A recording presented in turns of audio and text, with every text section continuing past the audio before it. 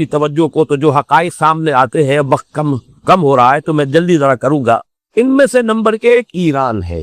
اگر ہم چلتے ہیں عرب سے مشرق کی طرف، تو ایران ایک اعتبار سے یہ بازی لے گیا ہے پورے عالم اسلام پر۔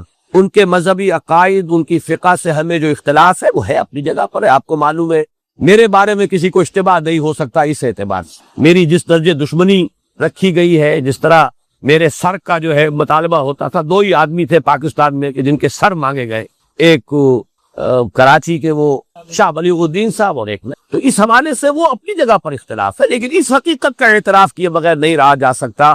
پورے عالم اسلام میں یہ واحد مسلمان ملک ہے جس نے بہرحال اپنی شریعت، اپنے عقائد کے مطابق ایک مذہبی انقلاب برپا کیا، اور پورے عالم اسلام میں مذہبی سطح پر حکومت کی سطح پر فنڈامنٹلسٹ صرف ایک ملک ہے، یا دوسرا جو ہے تھوڑا سا وہ ہے سوڈان، لیکن اس کی اہمیت اس لیے نہیں کہ وہ کسی عوامی انقلاب سے نہیں بنا، بلکہ وہ تو فوجی انقلاب سے شکل بنی ہے جو بھی بنی ہے۔ اللہ کرے اس میں استقامت ہو، اس سے یقینی کو نتیجہ برآمد ہو جائے۔ خبریں بھی اچھی آ رہی ہیں، لیکن میں تو دنیا کا جو پرسپیکٹیو ہے اس کے حوالے سے عرض کر رہا ہوں کہ اس پہلو سے ایران ان کا ٹارگٹ ہے، ٹارگٹ نمبر 1 ایک خاص اعتبار سے۔ ٹارگٹ نمبر 1 ایک دوسرے اعتبار سے ہم ہے، وہ میں بعد میں عرض کروں گا۔ چونکہ حکومت کی سطح پر فنڈامنٹلزم ہے، اور وہ آیا ہے ایک عوامی انقلاب کے نتیجے پہ، پھر ان کے پاس تیل کی دولت ہے، اس کے خلاف اکنامک سینکشنز بھی ہو جائے تو اگر لیبیا کھڑا ہو سکتا ہے تو بہرحال وہ بھی کھڑا ہو سکتا ہے، اور نقشہ وہ دنیا کو دکھا چکا ہے کہ لڑا دے ممولے کو شہباز، یہ نقشہ بھی اس نے دکھا دیا ہے۔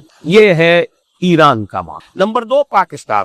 پاکستان 400 برس کی تجدیدی مساعی کا امین ہے، امانت دار ہے۔ پورے ہندوستان میں مجدد الفسانی رحمت اللہ علیہ، شاہ ولی اللہ دہلوی رحمت اللہ علیہ، سید احمد بریلوی رحمت اللہ علیہ، ان کا جہاد، پھر اس 20ویں صدی عیسوی میں یا 14ویں صدی ہجری میں علامہ اقبال جیسا مفکر، مولانا مودودی جیسا مصنف، مولانا الیاس جیسا مبلغ، شیخ الہند جیسا مجاہد حریت، پورے عالم اسلام میں ان کا پیرلل کوئی موجود۔ یہ 400 سال کی تاریخ، اس کی امانت، اور اس کے نتیجے میں یہاں کے مڈل کلاس میں فنڈامنٹلزم کا ایک نیوکلیس ہے، اگرچہ حکومت کی سطح پر کوئی پیش رفت نہیں ہو سکی آج تک، بلکہ اب تو پسپائی ہو رہی ہے، اب پیچھے ہٹ رہے ہیں۔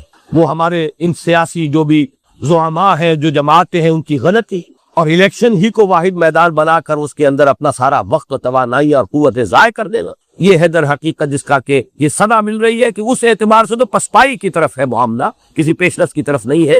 لیکن باہر والے تو دیکھتے ہیں نا کہ اندر کیا کچھ مواد موجود ہے۔ اگر مڈل کلاس میں فنڈامنٹلزم کا بارود موجود ہے تو کسی بھی وقت اس کے اندر جو ہے وہ کو دھماکہ ہو سکتا ہے۔ دوسری بات جو ان کے لیے ایک اعتبار سے ٹارگٹ نمبر 1 ہمیں بنا رہی ہے، وہ ہمارا ایٹمک نو ہاؤ ہے۔ پورے عالم اسلام میں اور کسی کے پاس نہیں۔ اسلامی بم اگر بنے گا تو یہی بنے گا۔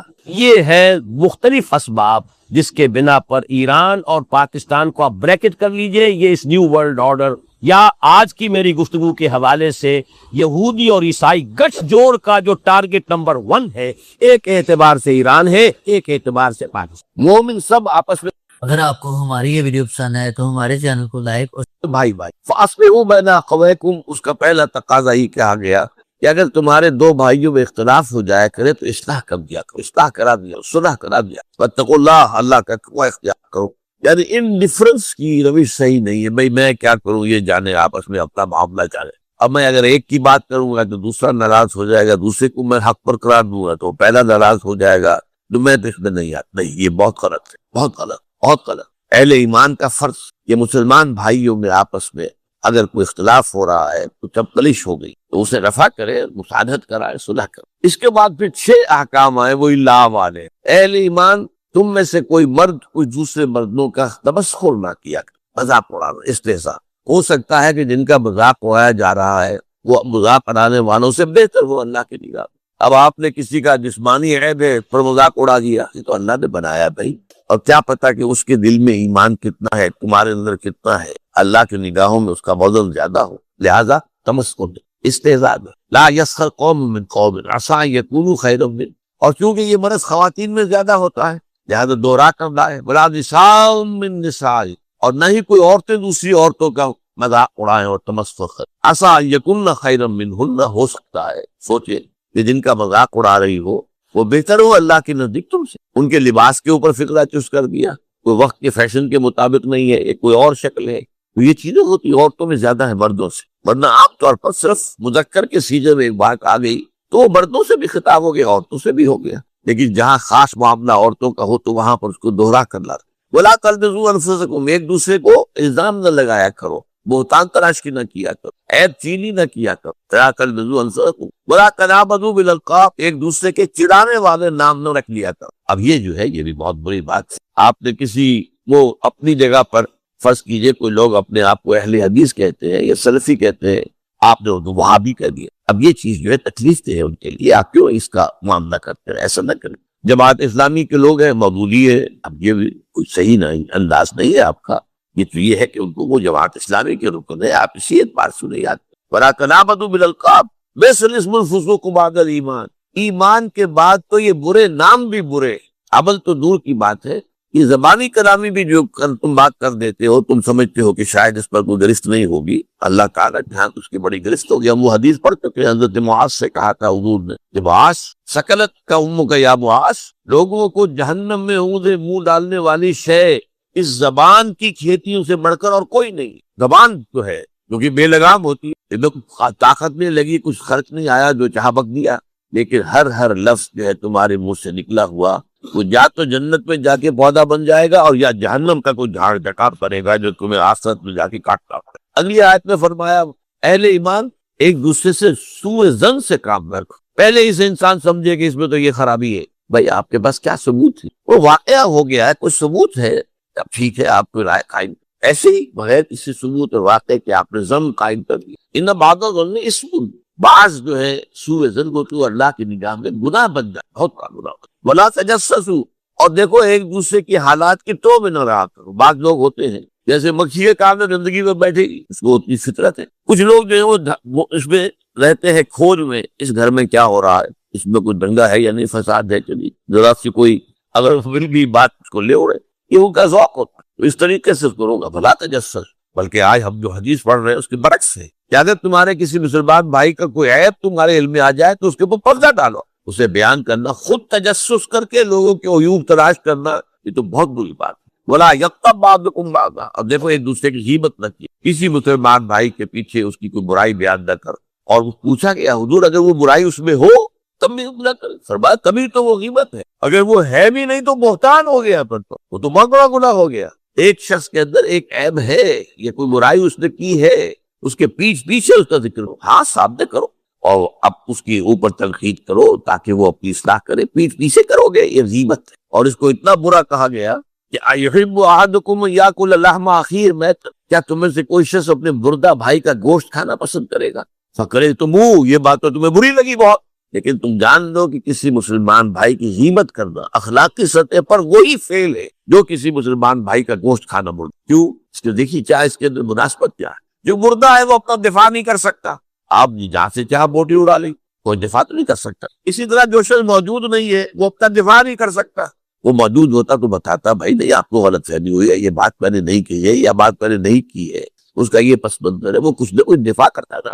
جب وہ ہے نہیں وہ اپنی عزت کا دفاع نہیں کر سکتا، جیسے وہ مردہ جو ہے وہ اپنے جسم کا دفاع نہیں کر سکتا۔ یہ میں نے آپ کو بتایا یہ انداز ہے قرآن کا، جیسے کہ ہمارے کلمے کی بھی ترتیب یہی ہے، لا الہ الا اللہ، پہلے نفی، لا الہ نہیں ہے کوئی بھی معبود الا اللہ، سوائے اللہ، تو منفی کے بعد اسی طرح سورہ بقرہ میں فرمایا گیا وَمَن يَكْفُرْ بِالطَّاغُوتِ وَيُؤْمِن بِاللَّهِ فَقَدِ اسْتَمْسَكَ بِالْعُرْوَةِ الْوُثْقَىٰ، جو شخص طاغوت کا کفر کرے اور اللہ پر ایمان لائے۔ طاغوت کون؟ جو بھی اللہ سے سرکش، جو بھی اللہ کے باغی ہیں، جو اللہ کے بجائے اپنے آپ کو حاکم سمجھ بیٹھے ہیں، چاہے وہ حاکم فرعون اور نمرود کی شکل میں ہو یا آج کے دور میں عوام حاکم بن بیٹھے، جو چاہے قانون بنائے گی، ہمارے نمائندے جائیں گے بنائیں گے، وہ شراب کو جائز قرار دے، ہومو سیکسولیٹی کو جائز قرار دے، ہومو سیکسول میرجز کی جواز کا فتویٰ دے، بلکہ رجسٹر کرے، ایک مرد شوہر ہے دوسرا مرد جو ہے وہ بیوی ہے، قانون کی نگاہ یہی ہوگی، یا ایک عورت شوہر ہے اور ایک عورت کی بیوی ہے، قانون کی نگاہ میں تو یہ بات ہوگی، حالانکہ گویا کہ فطرت سے بغاوت کا معاملہ، فطرت اللہ نے بنایا ہے عورت اور مرد، اس کی تخلیق، اس نے جو جسم بنائے ہیں، جو نفسیات بنائی ہے، وہ ایک دوسرے سے بالکل جدا ہے۔ تو اس حوالے سے ظاہر حقیقت یہ سب طاغوت ہے، میرا اور آپ کا جو نفس امارہ ہے وہ بھی طاغوت ہے، کیونکہ ان النفس لامارۃ بالسوء، یہ تو برائی کا حکم دیتا ہے، یہ ہمارے اندر حیوانیت جو ہے یہ تو ادھر ہی جائے گی، اس زمان کو تو ٹٹخارے چاہیے، چاہے حلال سے ہو چاہے حرام سے. تمہیں تو دولت چاہیے، چاہے حلال سے آئے چاہے حرام سے آئے. نفس تو کہے گا لے لو، یہ رشوت پیش ہو رہی ہے بھائی، یہ بڑی بڑی ضرورت بھی ہے تمہیں، تمہارے وہ بچے کی فیس دے گئی ہے ابھی، اب یہ ہے لے لو، کیا عرض ہے.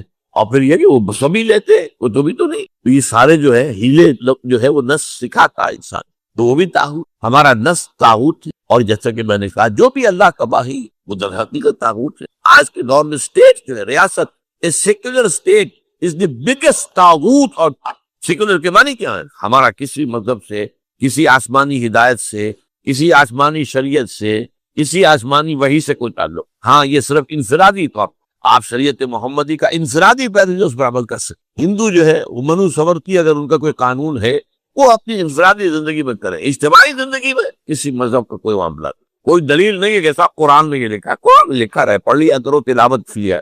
یہاں جو ہے ہمارا نظام سیکولر ہے، اس میں مذہب سے کوتا ہے، یہ سب سے بڑا تعاون. تو اس اعتبار سے قرآن کہتا ہے وَمَن يَكْفُرْ بِالطَّاغُوتِ وَيُؤْمِن بِاللَّهِ، پہلے طاغوت کا کفر کرنا لازمی، لا الہ اور پھر الا اللہ ہے. تو پہلے طاغوت کا انکار اور کفر اور اس سے بغاوت اور پھر اللہ پر. تو جیسا کہ میں نے دیکھا پچھلی حدیث میں تو وہ منفی پہلو آیا تھا، اب آج یہ ہے جو اس کا مثبت پہلو. فرمایا یہ حضرت ابو ہریرہ نے روایت کیا ہے رضی اللہ تعالیٰ عنہ، اور مسلم شریف میں، صحیح مسلم میں موجود. حضور ارشاد فرماتے من نفس عن مومن کربۃ من کرب الدنیا نفس اللہ عنہ کربۃ من کرب یوم القیامہ. جس شخص نے کسی مومن کی دنیا کی سختیوں میں سے، دشواریوں میں سے کسی دشواری اور سختی کو دور کیا، اللہ تعالیٰ قیامت کے دن اس کی سختی اور دشواریوں کے اندر سے کمی کر. یا اہل ایمان کے ساتھ اگر حسن سلوک کرو گے اس کا اجر اللہ تعالیٰ وہ سختیاں جو ہے یوم القیامہ بڑی شدید جو احوال ہے، وہ جو کہا جاتا ہے روایتی طور پر کہ پسینہ جو ہے وہ گردنوں تک آیا ہوا ہوگا اور سورج جو ہے وہ سوا نیزے پر ہوگا. یہ چیزیں جو ہے بات کو سمجھانے کے لیے. بہرحال اس وقت کی سختیوں کو اللہ تعالیٰ جو ہے آسان کر دے گا اپنے اس بندے کے لیے جو مسلمان بھائی کی، جس نے کسی سختی کو، کسی تنگی کو، کسی مشکل کو رفع کیا. وَمَنْ يَسَّرَ عَلَى مُعْسِرٍ يَسَّرَهُ اللَّهُ عَلَيْهِ فِي الدُّنْيَا وَالْآخِرَةِ. اور جس نے آسانی پیدا کی کسی ایسے شخص پر، کسی ایسے مسلمان پر جو کسی مشکل میں ہے، تنگی میں ہے، مصیبت میں ہے، تن دستی بھی ہو سکتی ہے، تو اگر آپ کے اختیار میں ہے کہ آپ اس کی اس جو ہے تکلیف کے اندر آپ کمی کر سکیں اور اس کے لیے آسانی کا راستہ پیدا کریں. یا مثلاً آپ نے کسی کو قرض دیا تھا، قرض کی ادائیگی کا وقت آ گیا، اس نے کہا تھا 2 سال کے بعد میں دے دوں گا واپس، اب اس کی پوزیشن نہیں ہے، وہ کسی ایسی حالت کے اندر ہے کہ ادا نہیں کر سکتا، تب آپ آسانی کریں. یہ نہ ہو کہ اس کے سر پر سوار ہو جائے، بلکہ یہ کہ آسانی کر دیں. قرآن مجید میں تو جہاں سود کی حرمت کا حکم آیا وہاں یہ بھی آیا ہے وَإِن تَعْفُوا خَيْرٌ لَكُمْ. دیکھو اگر ایک تو یہ کہ تمہارا مقروض جو ہے اگر نہیں دے سکتا تو اس کے لیے مہلت بڑھا دو، کوئی حرج نہیں، اور اگر معافی کر دو تو یہ سب سے بہتر ہے. آخر تمہارا مسلمان بھائی ہے، اس نے تم سے قرض دیا تھا، اور قرض ظاہر بات ہے آدمی دیتا ہے اپنی اضافی جو دولت ہے، جو بھی اس کے پاس بچت ہے اسی میں سے دے گا. اور وہ جو ہے اس کے بارے میں تو یہاں تک فرمایا سورہ بقرہ میں یسألونک ماذا ینفقون قل العفو. اے نبی یہ آپ سے پوچھتے ہیں کتنا خرچ کریں ہم اللہ کی راہ میں، انفقوا انفقوا انفقوا انفقوا. تکرار تو بہت ہو کتنا، فرمایا جو بھی تمہاری ضرورت سے زائدہ دے دو. لیکن یہ روحانی تقاضا ہے، یہ قانونی تقاضا نہیں. قانونی تقاضا بعض لوگوں نے اس کو قانونی بنا دیا اور اس رائے پر پہنچ گیا. ان میں حضرت ابو ذر غفاری رضی اللہ تعالیٰ عنہ جیسے جلیل القدر صحابی کہ کوئی سونا چاندی اپنے پاس رکھنا مطلقاً حرام نہیں. یہ ان کے اندر چونکہ انتہائی زہد تھا تو اس کا یہ مظاہرہ ہوا. لیکن یہ ہے کہ یہ ہے آپ نے جو کوئی دولت آپ کے پاس تھی آپ نے اس میں زکوٰۃ ادا کر دی، باقی آپ کا ہے، آپ اپنے پاس رکھ سکتے اور وہ آپ کی اولاد کو منتقل ہو سکتا ہے. وراثت کا قانون آخر کب کیسے لاگو ہوگا؟ اگر اپنے پاس کچھ رکھنا ہی نہیں ہے تو وراثت کس کی ہوگی؟ تو قانون کا معاملہ اور ہے. میرا اس پر کتاب چاہے بہت اہم اسلام کا معاشی نظام، تو 2 نظام ہے اسلام کے معاشی. ایک ہے روحانی لیول کے اوپر، احسانی لیول کے اوپر، ایک ہے قانونی لیول کے. قانونی لیول پر آپ نے جو کمایا حلال سے کمایا، حرام تو نہیں. اور اگر ایک وہ آگے بڑھ گیا نصاب سے تو زکوٰۃ دے دی، اب قانونی طور پر باقی تمہارا ہے. روحانی کیا ہے؟ اس کو بھی اللہ کے راستے میں دے دو. یہ سلون کا ماضا ينفقون قل العفو. تو اگر تمہارا کوئی مقروض ہے وہ سختی میں ہے ادا نہیں کر سکتا تو پہلی بات تو یہ کہ اسے مہلت دے دو، آسانی کر دو. وَمَن يَسَّرَ عَلَى مُعْسِرٍ. اور اگر اس سے بھی آگے جیسا کہ میں نے بتایا سورہ بقرہ میں آیا ہے اگر معافی کر دو تو تمہارے لیے بہت ہی بہتر ہے، بہت بڑی کمائی، بہت بڑی نیکی بن جائے گی. يَسَّرَ اللَّهُ عَلَيْهِ فِي الدُّنْيَا وَالْآخِرَةِ. تو جو شخص اپنے کسی مومن بھائی کی کسی تنگی کو، سختی کو میں نرمی میں بدلے گا تو اللہ تعالیٰ دنیا اور آخرت میں اس کے لیے آسانیاں پیدا کر. وَمَنْ سَتَرَ مُسْلِمًا سَتَرَهُ اللَّهُ فِي الدُّنْيَا وَالْآخِرَةِ. اور جس شخص نے کسی مومن کی عیب پوشی کی، ایک عیب ہے آپ کی نظر میں آ گیا ہے، تجسس تو آپ نے نہیں کرنا، خود تو تلاش نہیں کرنا، خود جو ہے اس کے لیے آپ تو میں لگے رہے نہیں، یہ تو آگے وہ میں نے آپ کو آیت سنا دی، بولا تجسس. اب یہ چیز آئی گئی ہے آپ کے سامنے، پردہ ڈالو. یہ نہیں کہ وہ کا ڈنڈورا پیٹ دو، اس کا جو ہے لوگوں کے اندر چرچا کر دو. اللہ تعالیٰ کو یہ پسند نہیں ہے ان تشیع الفاحشہ، کوئی شے جو ہے وہ شائع ہو جائے، پھیل جائے. اگر کوئی چیز ایسی ہے اسے رکھو اپنے پاس، آگے بیان نہ کرو، آگے مت بڑھاؤ اس کو. وَمَنْ سَتَرَ مُسْلِمًا سَتَرَهُ اللَّهُ فِي الدُّنْيَا وَالْآخِرَةِ. جو کسی مسلمان کی ستر پوشی کرے گا، عیب پوشی کرے گا، اللہ تعالیٰ اس کے عیوب پر پردہ ڈالے گا آخرت میں، دنیا میں بھی آخرت. دنیا میں بھی اللہ تعالیٰ نقل سب کی بدلہ دے گا. آخر تمہارے اندر بھی تو کوئی عیب ہے نا، بے عیب تو ذات اللہ کی ہے، کون ہے جس میں کوئی خطا نہیں ہے، کوئی کمی نہیں ہے. وہ حدیث بھی یاد کر لیجئے، کل بنی آدم خطاؤن وخیر الخطائین التوابون. تمام بنی آدم نہایت خطا کار ہیں، ان خطا کاروں میں بہتر وہ لوگ ہیں جو توبہ کر پلٹ جائیں، رجوع کرے، گناہ پر اصرار نہ کرے، ڈیرا ڈال کر بیٹھ نہ جائے. جیسے مثال میں دیا کرتا ہوں، اگر کہیں بارش ہوئی ہوئی ہے، کیچڑ ہے، آپ جا رہے ہیں تو آپ کا پاؤں جو ہے پیشاب گر گئے تو پڑے تو نہیں رہتے نا، وہاں فوراً اٹھتے. تو جو لوگ بھی اس طریقے سے کہیں لغزش ہو گئی ہے نفس کی وجہ سے، کسی اور کوئی حالات جو ہے ماحول کے اثرات کے تحت آپ سے کوئی گناہ سرزد ہو گیا ہے تو فوراً توبہ کرو اللہ. اور اس پر سورہ نساء میں فرمایا ہے کہ اگر فوراً توبہ کرو گے تو اللہ تعالیٰ کے ذمے واجب ہے تمہاری توبہ کو. انما التوبۃ علی اللہ للذین، ان لوگوں کے حق میں یعملون السوء بجہالۃ ثم یتوبون عن قریب. اگر بالکل جلدی فوری طور پر جو ہے جذبات کے رو میں کام غلط میں کر بیٹھا ہے، اللہ معاف فرما. تو یہ چیز ہے اللہ تعالیٰ پر معاف کرنے والا ہے. تو دنیا میں بھی تمہارے عیوب پر پردہ ڈالے گا اللہ، اور آخرت میں واللہ فی عون العبد ما کان العبد فی عون اخیہ. اس قدر پیارے یہ جو تعلیمات ہیں آپ ادا تک اس قدر عمدہ اور جامع الفاظ کے اندر. اور دیکھو اللہ تعالیٰ اپنے بندے کی مدد میں لگا رہتا ہے. ما کان العبد فی عون اخیہ، جب تک کہ بندہ اپنے بھائی کے کام میں لگا ہو. آپ اپنے بھائی کے کام میں لگے، آپ وقت لگا رہے ہیں، اللہ تعالیٰ آپ کے کام میں لگ جائے گا، آپ کی ضرورتیں پوری کرے گا. اب یہ اونچا درجہ دیکھیے، خدمت خلق ہے، کسی بھائی کی مدد ہے، اس میں وقت بھی لگ رہا ہے. کوئی ایسا شخص ہے جو مظلوم ہے اور وہ آپ سے آ کے کہتا ہے کہ صاحب فلاں حاکم کے پاس جا کر بتائیے میری بات، وہ میری بات کو کوئی سن نہیں رہا ہے. تو اگر اس کی بات حق ہے اور آپ جا کر جو ہے شفاعت کرتے ہیں، اس کی سفارش کرتے ہیں، یہ شفاعت حسنہ کہلاتی ہے، اس میں بڑا اجر و ثواب ہے. اب آپ جائیں گے اس کے ساتھ اور جا کر اپنا وقت لگائیں گے، تو ظاہر بات ہے کہ اس پر آپ اس کی مدد میں جا رہے ہیں نا. اب کتنے عرصے تک آپ کے سارے کام اللہ سے مان لیں. واللہ فی عون العبد ما کان العبد فی عون اخیہ. جیسا کہ ایک واقعہ آتا بہت مشہور، مکے میں ایک شخص آیا، وہ تاجر تھا، ابو جہل نے اس سے کچھ مال وال خریدا، بہت پیسے نہیں دیے. اب وہ بیچارہ فریاد کرتا پھر رہا ہے. تو وہ آیا، ایک جگہ پر سردار بیٹھے ہوئے تھے باکس سے، ان کے پاس گیا، فریاد کی کہ دیکھے ابو جہل جو ہے میری رقم نہیں دے رہا. انہیں شرارت سوجی کہ دیکھیں تماشا دیکھتے ہیں. اس نے کہا دیکھیں وہ شخص وہاں پر نماز پڑھ رہا ہے نا، اس کے پاس جاؤ، وہ تمہارا بال دلوا سکتا. وہ حضور تھے صلی اللہ علیہ وسلم. اب حضور کا تو کٹر دشمن ہے ابو جہل. اس نے جا کر اپنی بات کی، حضور چل پڑے. ابو جہل کے دروازے پر جا کر دستک دی، وہ باہر آیا، فرمایا اس کا مال ادا کر دو. وہ فوراً گیا، خاموشی کے ساتھ ادا کر دو. یہ روب وہ اللہ تعالیٰ نے نصر تو بالروب، حضور فرماتے اللہ نے میری مدد کی ہے روب کے ساتھ. اب ظاہر بات ہے کہ آپ کے چہرہ مبارک تھا، جو بھی روب پڑا ہے اس کے اوپر اس نے چوری کی، لا کے دے دیا. اب یہ بھی ہے نا ایک بندے کی آپ مدد کے لیے اس کے ساتھ چلے اور اس کے پاس جا رہے ہیں جو آپ کا دشمن ہے، تاکہ کم سے کم اس مظلوم کا جو ہے اس کی کوئی داد رسی ہو جائے. واللہ فی عون العبد ما کان العبد فی عون اخیہ. اب جو حدیث کا ٹکڑا آ رہا ہے، یہ یوں سمجھیے کہ جس کام میں میں نے اپنی زندگی کے 50 برس لگائے، ویسے تو اس سے زیادہ لمبا عرصہ ہے. میں جب میڈیکل کالج میں پڑھتا تھا 49 سے 54 تک، 1949 سے 1954 تک 5 برس کا 5 سال کا کورس ہوتا ہے ایف ایس سی کے بعد. اس زمانے میں میرا درس قرآن ہوتا تھا، پسند کیا جاتا، تو مناسبت اللہ نے عطا فرما دی تھی. لیکن اس کے بعد تو آپ کو معلوم ہے کہ پھر تو میرا زندگی کا جو ہے اصل کام یہ رہا، قرآن پڑھنا پڑھانا، سمجھنا سمجھانا، سیکھنا سکھانا، عام کرنا. اللہ کا شکر ہے کہ بہت سے نوجوان ایسے تیار ہو گئے جو اسی انداز میں درس دے رہے اور وہ کام کر رہے. چراغ سے چراغ روشن ہوتا ہے، ایک اکیلے آدمی سے کیا ہوگا. لیکن یہ ہے کہ آگے اگر اس کام کو لے کر چلنے والے ہیں تو گویا کہ میری محنت سفل ہو رہی.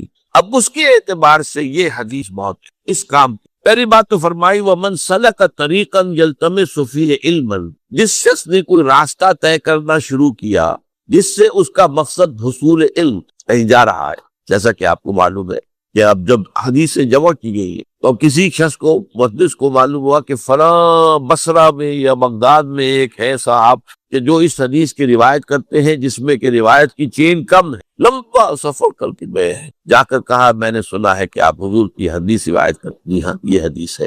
فوراً واپس، بس حدیث سنی اور واپس. ان کہا بھی بھائی میں ایک مقصد کے لیے آیا تھا اور میں اس مقصد میں کسی اور چیز کو میں شامل نہیں کرتا. خارج کرنے بن گئی تو ظاہر بات ہے کہ علم کے حصول کے لیے. پھر بعد میں ظاہر بات ہے کہ لوگ سفر کرتے تھے، جاتے تھے مراکز علمی میں.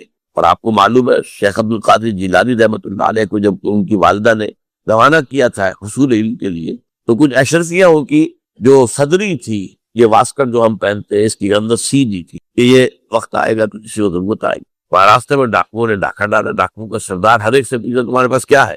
اب ہم کہتے کچھ نہیں ہے، لیکن پھر تلاشی میں مجھے نکل آتا تھا. اس نوجوان سے پوچھا، انہوں نے کہا میرے 32 اشرفیاں ہیں. اب یہ حیران ہوا کہ یہ اس نے کیوں صاحب کر دیا، کہاں ہے؟ ہمیں تو نظر نہیں آئی. انہوں نے کہا یہ سلی ہوئی جو ہے میری جیکٹ کھول کے دیکھ لو 30 اشرفی.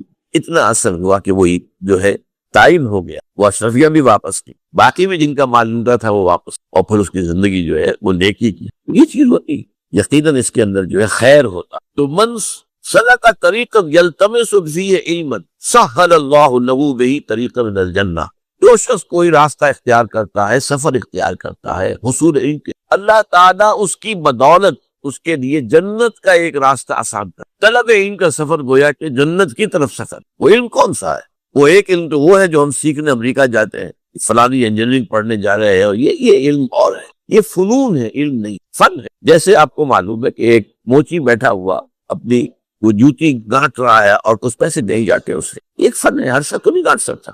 یہ اس کے پاس ایک فن ہے. ایک ترخان ہے، اس کے پاس ایک فن ہے، آپ اس سے کام لیتے. یہی معاملہ ایک بڑے سرجن کا ہے. وہ بھی کیا کرتا ہے؟ جسم کو چیرا ہے، اس میں سے کوئی چیز غلط نکال دی، پھر سی دیا. اور یہ فنون ہے. ڈاکٹری ہو، انجینئرنگ ہو، فنون نہیں ہے، یہ فنون ہے، فن. علم تو کیا ہے؟ علم تو اللہ کی کتاب ہے، علم رسول کی سنت ہے صلی اللہ علیہ وسلم. یہ علم ہدایت. در حقیقت علم کیا ہے؟ علم ہدایت. کہ جنوں کی ایک جماعت نے سنا. کس کو سنا؟ قرآن کو سنا. فقالوا انا سمعنا قرآنا عجبا. انہوں نے کہا ہم نے سنا ہے ایک بہت ہی دل کو لبھانے والا قرآن، یہدی الی الرشد، جو نیکی اور رشد اور ہدایت کی طرف رہنمائی کر رہا ہے. فآمنا بہ، ہم تو ایمان لے آئے. وہ سعودی میں نے کہا تھا یہ لمحہ فطری آیا، ایک دفعہ کیا اجتماع ہے قرآن کا، اور وہ بندے کہاں سے کہاں پہنچ. دائی بھائی ہمارا کیا حال ہے؟ ہم نے اس معنی میں قرآن کبھی پڑھا ہی نہیں، سنا ہی نہیں. سنتے ہیں تو خیبر بھی کی سپیڈ سے جو پڑھ رہا ہوتا قاری 5 دن میں پورا قرآن، 6 دن میں پورا قرآن، اور اشتہار دیے جا رہے ہیں. یہ ہے ہمارا ریچول. یہاں تو 20 منٹ میں ہو جاتی ہے، یہاں 30 منٹ، یہاں چلو وہاں اور سے بھی کم میں ہو جاتی ہے، وہاں چلو. قرآن کا نتیجہ تو یہ دکھنا چاہیے وہ آپ کو پوزیس جانے نہ دے. انا سمعنا قرآنا عجبا یہدی الی الرشد فآمنا بہ ولن نشرک بربنا احدا. اب ہم کبھی بھی اپنے رب کے ساتھ کسی کو شریک. واللہ تعالی جد ربنا، اور یقیناً ہمارے رب کی عزت شان بہت بلند ہے. متخذ صاحبۃ ولا ولدا، اس نے نہیں اختیار کی نہ کوئی بیوی اور جورو نہ کوئی اولاد. وانہ کان یقول ففیہنا علی اللہ شططا، اور یقیناً ہمارا جو بے وقوف ہے بڑا، مراد یہاں پہ ہے وہی عزازیل ابلیس نہیں ہے. وہ چونکہ ہمارا ذرا بڑا بدگر ہے تو وہ جو کچھ کہتا رہا ہے. وَأَنَّا ظَنَنَّا أَن لَّن تَقُولَ الْإِنسُ وَالْجِنُّ عَلَى اللَّهِ كَذِبًا. ہم تو اس گمان میں رہے، خوش گمانی میں، کہ جن اور انسان اللہ تعالیٰ کے اوپر جھوٹ نہیں باندھیں گے، لیکن وہ بدبخت تو جھوٹ باندھتا رہا. ہم نے اپنی شرافت میں اس کی بات کو مان لیا. وَأَنَّهُ كَانَ رِجَالٌ مِّنَ الْإِنسِ يَعُوذُونَ بِرِجَالٍ مِّنَ الْجِنِّ فَزَادُوهُمْ رَهَقًا. اور یہ کہ جو انسانوں میں سے مرد ہیں وہ جنات کے مردوں میں کی حفاظت پکڑتے ہیں. یہ ہوتا تھا ان کا طریقہ. وہ سمجھتے تھے کہ بیابان میں جو ہے جنات رہتے ہیں اور وہ ان کے جو ہے سردار بھی ہیں. تو اب راستے نے پڑاؤ ڈالا ہے جنگل میں، تو پھر سے پہلے کہتے تھے کہ ہم اس جنگل کے، اس بیابان کے جنات کی ہم پناہ میں آتے. اب وہ سنتے ہوں گے یہ بے وقوف، یہ آدم کی اولاد، ہمارے تو جد امجد کو نکال دیا گیا جنت سے اس لیے کہ اس کو سجدہ نہیں کیا، یہ ہمیں معبود بنائے بیٹھے ہیں، ہماری پناہ طلب کر رہے ہیں. لہذا ان میں اور سرکشی پیدا ہو گئی اور اکڑ گئے کہ یہ انسان ہو کر یہ ہماری پناہ مانگ رہے ہیں، ہم سے طلب کر رہے ہیں پناہ. تو اس سے ان کے اندر اور زیادہ سرکشی پیدا ہو. وَأَنَّهُ كَانَ رِجَالٌ مِّنَ الْإِنسِ يَعُوذُونَ بِرِجَالٍ مِّنَ الْجِنِّ فَزَادُوهُمْ رَهَقًا. وَأَنَّهُمْ ظَنُّوا كَمَا ظَنَنْتُمْ أَن لَّن يَبْعَثَ اللَّهُ أَحَدًا، دیکھو انہوں نے بھی ایسا ہی سمجھا جیسا کہ تم نے سمجھا ہوا ہے کہ اللہ کسی کو نہیں اٹھائے گا۔ اس کے دو معنی ہیں، یعنی بعد سے بعد الموت کوئی نہیں ہے، مرنے کے بعد جی اٹھنا نہیں، اور یہ بھی کہ شاید اب اللہ کسی اور کو رسول بنا کر نہ بھیجے، ان یبعث اللہ احد، اس لیے کہ 600 برس بیت چکے تھے، وہ تورات سے واقف تھے جو سورہ احقاف میں تذکرہ آیا ہے، فترت وہی 600 برس، جو یہ طویل ترین وقفہ تھا نبوت کا کہ کوئی نبوت کوئی رسالت نہیں، تو ان کو یقیناً اس سے خیال ہوا ہوگا کہ بس اب ختم ہوا معاملہ، اب کوئی اور رسول نہیں۔ وَأَنَّا لَمَسْنَا السَّمَاءَ، اور ہم نے ذرا ٹٹولا آسمانوں کو، آسمان کو، ہم نے چاہا کچھ خبریں وبریں لے کر آئیں ذرا غیب کی، فوجدناها ملیۃ حرسا شدیدا وشوبا، تو ہم نے تو پایا اس کو کہ وہ بھرا ہوا ہے سخت چوکیداری سے، اور انگارے رکھے ہوئے ہماری وہ ہمیں کھدیڑنے کے لیے، یعنی یہ کہ ہمیں معلوم ہو گیا کہ کوئی واقعی وقت ایسا ہے، کیونکہ یہ سارا انتظام خاص طور پر جبکہ وہی یہ نبوت آتی تھی تو اہتمام کر لیا۔ عام حالات میں کوئی بات نہیں، روح اتر رہے ہیں فرشتے، اور یہ جو ہے یہ آگ سے بنے ہیں، وہ نوری ہے یہ ناری ہے، کچھ نہ کچھ ان سے یارانہ گانٹ کے کچھ نہ کچھ ان سے لے لیتے، یا یہ کہ اچک دیا، من استرق سرقۃ، کسی نے کوئی چیز جو ہے کہیں سے لے لی۔ لیکن اب جو ہم نے دیکھا ہے آسمان کو تو واقعی وہاں تو بڑے سخت پہرے لگے ہوئے ہیں، یعنی کوئی نہ کوئی وحی کا سلسلہ ہے اور نبوت آ رہی ہے، اور وہ نبوت ہمیں تو مل گئی، ہم جا کر سنائے کلام اور ہم ایمان لیں۔ وَأَنَّا لَمَسْنَا السَّمَاءَ فَوَجَدْنَاهَا مُلِيَتْ حَرَسًا شَدِيدًا وَشُهُبًا وَأَنَّا كُنَّا نَقْعُدُ مِنْهَا مَقَاعِدَ لِلسَّمْعِ، اور ہم وہاں بیٹھا کرتے تھے، وہاں کے گھاٹ میں بیٹھا کرتے تھے کچھ سنبل لینے کے لیے، مقاعد مقعد بیٹھنے کی جگہ، مورچہ جہاں پہ بیٹھا جائے، ہم وہاں پر اپنے ٹھکانوں میں بیٹھا کرتے تھے۔ فَمَن يَسْمَعِ الْآنَ، لیکن اب اگر کسی نے کچھ سننے کی کوشش کی، يَجِدْ لَهُ شِهَابًا رَصَدًا، وہ پائے گا اپنے واسطے ایک انگارہ دھات میں، نزاعی پیچھا کرے گا۔ وَأَنَّا لَا نَدْرِي أَشَرٌّ أُرِيدَ بِمَنْ فِي الْأَرْضِ أَمْ أَرَادَ بِهِمْ رَبُّهُمْ رَشَدًا، معلوم ہوتا بہت بڑے عالم تھے یہ تورات کے جاننے والے، انہوں نے ایک ایسی عظیم بات کہی ہے، ہمیں یہ معلوم نہیں کہ آیا زمین میں بسنے والے ان انسانوں کی کوئی شامت آ گئی ہے یا اللہ نے ان کے لیے کسی بھلائی کا ارادہ۔ رسالت آئے گی تو دو ہی نتیجے ہیں، یا تو کوئی عذاب آنے والا ہے، اس لیے کہ وما كنا معذبین حتی نبعث رسولا، یا تو کوئی بہت بڑے پیمانے پر انسانوں کی شامت آنے والی ہے، جیسے قوم نوح، قوم ہود، قوم صالح کا حشر ہوا تھا، وہ ویسا ہی حشر ہونا۔ اللہ لا نظری، ہم نہیں جانتے، اشر ارید بمن فی الارض، زمین والوں کے لیے کسی شر کا فیصلہ کیا گیا ہے، ام اراد بہم ربہم رشدا، یا ان کے لیے ان کے رب نے بھلائی کا خیر کا ارادہ۔ ظاہر بات ہے نبوت اور رسالت محمدی خیر پر وَأَنَّا مِنَّا الصَّالِحُونَ وَمِنَّا دُونَ ذَلِكَ، اور دیکھو ہمارے اندر نیک بھی ہیں، جنات نیک بھی رہے ہیں، اور دوسری طرح کے بھی ہیں، بد نہیں کہا، یہ ہے حکمت تبلیغ، بروں کو بھی برا نہ کہو، ہاں دوسری قسم کے بھی ہیں، نیک بھی ہے اور دوسری قسم کے بھی ہیں۔ کُنَّا طَرَائِقَ قِدَدًا، ہم تھے مختلف راستوں پر جو کہ ایک دوسرے سے پھٹے ہوئے، یہ قددا جو آیت ہے نا، قدت قمیصہ،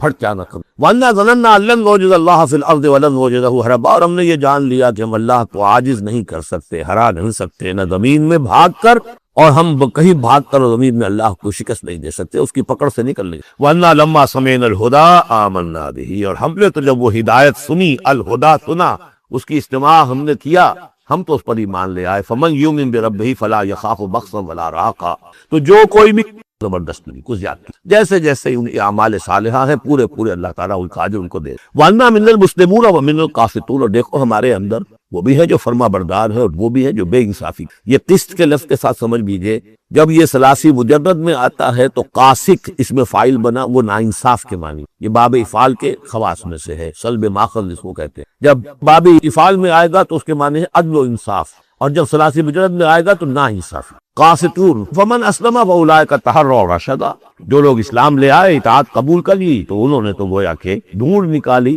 خیر کی راہ، نیکی کی راہ انہوں نے تلاش کر لی۔ وَأَمَّا الْقَاسِطُونَ، اور جو بے انصاف ہیں، فَكَانُوا لِجَهَنَّمَ حَطَبًا، وہ لوگ جو ہے پھر جہنم کا ایندھن بن کر رہے، یہاں تک ان کی تقریر ہے جو انہوں نے تبلیغ کی۔ اب جو بات آگے آ رہی ہے یہ خود اللہ کی طرف سے کلام ہے، أَن لَوِ اسْتَقَامُوا عَلَى الطَّرِيقَةِ لَأَسْقَيْنَاهُم مَّاءً غَدَقًا، اور یہ کہ یہ اگر لوگ اپنے اس طریقے پر جو طریقہ انبیاء کا تھا، جو آدم نے دیا تھا، جو نوح نے دیا تھا، یہ چلتے رہتے تو ہم انہیں خوب پلاتے، پانی بھر بھر کر خوب سیراب کر۔ یہاں لفظ طریقت آیا ہے قرآن، شریعت، ثم جعلناک علی شریعۃ من الامر، شریعت اور یہ طریقہ دونوں کا مفہوم ایک ہے، طریقہ اور شریعت، لیکن یہ کہ اس کا استعمال ہو رہا ہے کہ شریعت سے مراد لی جاتی ہے جو دین کا قانون ہے، اس کے ظاہری پہلو، قانونی پہلو، اور طریقت اسی سے باطنی پہلو، کہ ایک نماز ہے، وضو کیسے کرو گے، کیا فرائض ہے، کیا نوافل ہیں، کیا کام رہ گیا تو وضو نہیں ہوا، یہ شریعت بتائے گی، یہ آپ کو فقیہ بتائیں گے، یہ آپ کو مفتی حضرات بتائیں گے۔ لیکن نماز کی اصل روح تو ہے خشوع اور خضوع، حضور قلب، یہ پھر طریقت کی طرف منتقل کر دیا گیا. اب بدقسمتی سے پھر ان کو پھاڑ دیا گیا, وہ علیحدہ علیحدہ ہو. یہ سب چیزیں یکجا ہونی چاہیے. اور جو ہمارے اولین صوفیاء ہیں وہ بہت بڑے عالم بھی تھے, ایسے نہیں تھے کہ صرف صوفی, وہ بہت بڑے مفتی بھی ہوتے تھے, بلکہ اولین. اس طور پہ بھی جو میں نے آپ کو بتایا تھا کہ قاضی ثناء اللہ پانی پتی رحمۃ اللہ علیہ وہ مفتی بھی ہیں, مفسر بھی ہیں, محدث بھی ہیں, اور بہت بڑے مرشد بھی ہیں. میرزا مظہر جانے جانا شہید کے خلیفہ ہیں. اور یہ سب شیخ احمد سرہندی رحمۃ اللہ علیہ کا جو سلسلہ ہے, سلسلہ مجددیہ نقشبندیہ, اس کے وہ ہے, وہ جامع و صفات لوگ لنفتنہم فیہ. اور یہ دن جو ہم کو پانی پلاتے اور سیراب کرتے, یعنی اس لیے تاکہ ان کو اور جانچے اور پرکھے اور امتحان لے. ایک امتحان غربت میں ہے, ایک امتحان تمنگری میں, ایک امتحان فاقے میں ہو رہا ہے, ایک امتحان ہو رہا ہے کہ کثرت سے دے رکھ. ومن یورد عن ذکر ربہ, اور جو کوئی بھی اعراض کرے گا اپنے رب کے ذکر سے, یسلک عذابا صعدا, تو وہ چلے گا, وہ ڈال دے گا اس کو چڑھتے عذاب میں. اللہ تعالیٰ ایسے عذاب میں صعدا جس کی شدت بڑھتی چلی جائے. وَأَنَّ الْمَسَاجِدَ لِلَّهِ فَلَا تَدْعُوا مَعَ اللَّهِ أَحَدًا. دیکھو مسجد اللہ کے لیے,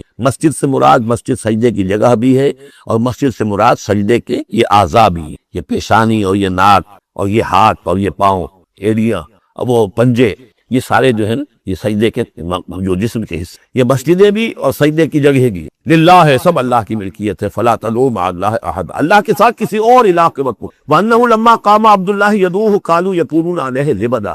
اور یہ اب یہاں پھر قول آ گیا ہے اولی کا جنات کا, کہ جب وہ عبداللہ کو ہم نے دیکھا, وہ کھڑا تھا, وہ قرآن پڑھ رہا تھا, وہ نماز پڑھا رہا تھا. لما قام عبداللہ یدعوہ, اسے پکار رہا تھا اللہ کو, اللہ کا بندہ. قالوا یکونون علیہ لبدا, وہ تو ایسے ہو رہے تھے سننے والے گویا کہ اس کے اوپر ٹھٹ کے ٹھٹ جمع ہو جائیں گے وہاں پر, لیکن یہ کہ وہ ایمان نہیں لا رہے. قل انما ادعو ربی, کہہ دیجئے اے نبی صلی اللہ علیہ وسلم, دیکھو میں پکارتا ہوں اپنے رب, ولا اشرک بہ احدا, اس کے سوا میں کسی اور کو شریک کرنے کے لیے تیار. قل انی لا املک لکم ضرا ولا رشدا, کہہ دیجئے مجھے کوئی اختیار حاصل نہیں ہے تمہارے لیے, نہ کسی نقصان کا اور نہ کسی راہ پر لانے کا, میں تمہیں ہدایت نہیں دے سکتا. وہ آیت یاد کر لیجئے, انک لا تہدی من احببت ولکن اللہ یہدی من یشاء. اے نبی آپ ہدایت نہیں دے سکتے جسے بھی چاہیں, تو اللہ ہدایت دیتا ہے جس کو چاہتا. قل انی لن یجیرنی من اللہ احد ولن اجد من دونہ ملتحدا, کہہ دیجئے میں ہرگز نہ پاؤں گا کہ مجھے اللہ کے سوا کوئی پناہ دے سکے. یجیرنی من اللہ احد, اللہ کی پکڑ سے بچانے کے لیے مجھے کوئی پناہ دے سکے میں نہیں پاؤں گا. ولن اجد من دونہ ملتحدا, اور اللہ کے سوا میں کہیں جو ہے کوئی اپنا سر چھپانے بھی جگہ نہیں پاؤں گا. الا بلاغا من اللہ, فریضہ جاننا, اگر میں نے یہ کام نہیں کیا تو میں پکڑا جاؤں. فلنسألن الذین ارسل الیہم ولنسألن المرسلین, ہم تو پوچھ کر رہیں گے ان سے بھی جن کی طرف رسولوں کو بھیجا, اور پوچھ کر رہیں گے رسولوں سے. ومن یعص اللہ ورسولہ, جو کوئی بھی اللہ اور اس کے رسول کی نافرمانی کرے گا, فإن لہ نار جہنم خالدین فیہا ابدا, تو اس کے لیے تو پھر جہنم کی آگ ہے جس میں وہ ہمیشہ ہمیشہ. حتی اذا رأوا ما یوعدون, یہاں تک کہ جب وہ دیکھیں گے جس چیز کی انہیں دھمکی دی جا رہی ہے, فَسَيَعْلَمُونَ مَنْ أَضْعَفُ نَاصِرًا وَأَقَلُّ عَدَدًا, اس وقت انہیں معلوم ہو جائے گا کون کمزور ہے مددگاروں کے اعتبار سے اور کون اقلیت میں ہے تعداد کے اعتبار سے. وہ تانے دیتے تھے نا کہ دیکھو محمد تمہارے پاس تو بیٹھے بھی ہوتے ہیں تو ہمارے کمی کاری بڑے لوور طبقات کے لوگ, اور وہ بھی چند ہوتے ہیں, دیکھو جا کے ابو جہل کی محفل بھری ہوئی ہے, بڑے بڑے لوگ بیٹھے ہوئے وہاں پر. اس وقت معلوم ہو جائے گا من اضعف ناصرا واقل. یہ سورہ مریم میں بہت تفصیل سے قل ان ادری اقریب ما توعدون ام یجعل له ربی امدا, کہہ دیجئے نبی مجھے یہ معلوم نہیں ہے آیا جس چیز کا تم سے وعدہ کیا جا رہا ہے, جس چیز کی دھمکی دی جا رہی ہے. وعدہ اور وعید بنیاد بھی کی اصل میں, اصل الفاظ ایک ہی, وعید دھمکی, وعدہ لیکن حروف اصلی بھی ہے. آیا وہ قریب آ چکی ہے اسے, یا ام یجعل له ربی امدا, یا یہ کہ میرا رب اس کے لیے ابھی کچھ مہلت دے, کو تمہاری رسی دراز تو یہ بنے. یہ سورہ انبیاء کے آخر میں بھی آیا تھا, قل ادری اقریب ام بعید ما توعدون, کہہ دیجئے نبی میں نہیں جانتا کہ جس چیز کا تم سے وعدہ کیا جا رہا ہے وہ قریب آ چکی ہے یا ابھی دور. عالم الغیب, جو ہی ہے غیب کا جاننے, فلا یظہر علی غیبہ احدا, وہ اپنے غیب پر کسی کو مطلع نہیں کرتا, الا من ارتضی من رسول, سوائے جس کو وہ چاہے اپنے رسولوں میں. یہ بہت اہم قانون ہے قرآن کا, اور اس میں سارا مسئلہ علم غیب کا حل ہوتا ہے. ایک بات تو یہ کہ ہمارے جو بھی بریلوی بھائی ہیں وہ بھی مانتے ہیں, 4 باتیں وہ مانتے, 3 میں نے ایک مرتبہ تحقیق کی تھی بڑی مفصل جا کر, بعد لوگوں سے ملاقات کی, ابھی میں طالب علم تھا, کہا دیکھیے اب ثابت ہے, مانتے ہیں ہم اس بات. نبی کا علم ذاتی نہیں عطائی ہے, اللہ نے جو دیا وہی ہے. نبی کا علم قدیم نہیں، حادث ہے، پہلے نہیں تھا پھر ہو گیا، اللہ نے دے دیا تو ہو گیا۔ اور نبی کا علم غیر محدود نہیں، محدود۔ میں نے کہا یہ تین باتیں جو شخص مان لے میرا اس سے اب کوئی جھگڑا نہیں۔ لیکن ہمارے ہاں کچھ لوگوں نے ایک ڈیفینیشن کر لی علم غیب کی۔ علم غیب وہ ہے جو بغیر کسی کے بتائے خود حاصل ہو جائے۔ اس اعتبار سے تو میرے پاس بھی علم غیب ہے نہیں، یعنی کسی کے پاس کوئی علم ہے ہی نہیں۔ ہمیں دیا، اساتذہ نے دیا، حضور کو دیا اللہ نے دیا، جبریل کو دیا اللہ نے دیا۔ اس معنی میں تو ذاتی علم تو کوئی بھی نہیں مانتا کسی کا، علم تو دینے سے ہوتا ہے۔ البتہ علم غیب کسے کہتے ہیں؟ وہ چیزیں جو ہماری نگاہوں سے چھپا دی گئی ہیں، وہ عالم غیب ہے، جنت ہے، دوزخ ہے، فرشتے ہیں، یہ سب کیا ہے عالم غیب۔ تو نبیوں کو تو کچھ نہ کچھ حصہ اس کا دکھایا جاتا ہے تو نبی بنتے ہیں نا، ورنہ میرے اور نبی میں فرق کیا ہوا؟ اگر میرا بھی علم وہی ہوتا ان السمع والبصر والفؤاد، تو میرے علم میں اور حضور کا بھی علم یہی ہوتا تو فرق کیا ہوا؟ حضور نے تو اس دوسرے علم کے اعتبار سے تو صاف کہہ دیا انتم عالم بامور دنیاکم، لیکن حضور کو معراج میں جنت دکھی، دوزخ دکھا۔ زمین پر رہتے ہوئے آپ نماز پڑھا رہے تھے، غالباً وہ جو کہ نماز پڑھائی جاتی ہے جبکہ بارش نہیں ہوتی، استسقاء کی نماز، اسی کے دوران اچانک ایک دفعہ آپ آگے بڑھے، لوگ حیران ہوئے کیا ہوا ہے، ایک دفعہ پیچھے ہٹے۔